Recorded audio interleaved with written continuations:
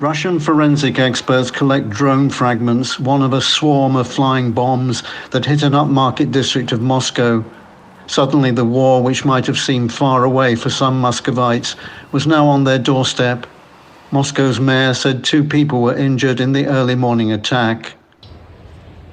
A Telegram channel, which has good sources among Russian security services, said around 25 drones attacked Moscow. More than 10 were shot down. Ukraine hasn't publicly acknowledged launching attacks against targets inside Russia, although US intelligence says it's likely Kiev was responsible. Meanwhile, Russia launched another pre-dawn attack on Ukraine's capital Kyiv today. Air defences worked to stop drones in what's been a relentless wave of daylight and nighttime bombardments.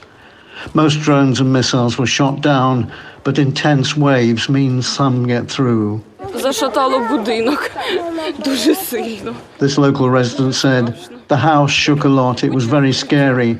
It's best to be in shelters because you really don't know where the drones will fly. We will hold on," she said. This war isn't all about rockets and drones actually striking targets. Just the threat of it is part of Russia's campaign to sap morale. Ukraine is now using the same tactic.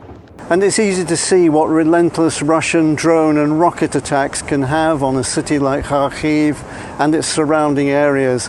This place was once home to 1.5 million people. Now it resembles something of a ghost town. However, at a ceremony to mark the fact 60 Ukrainian journalists have died in the conflict, there was an air of resilience.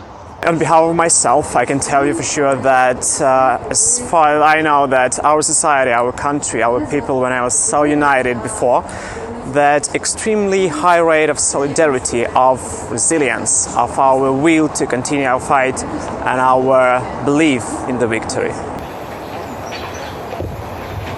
Today's drone attacks on Moscow shows how vulnerable the Russian capital is, meaning more are likely.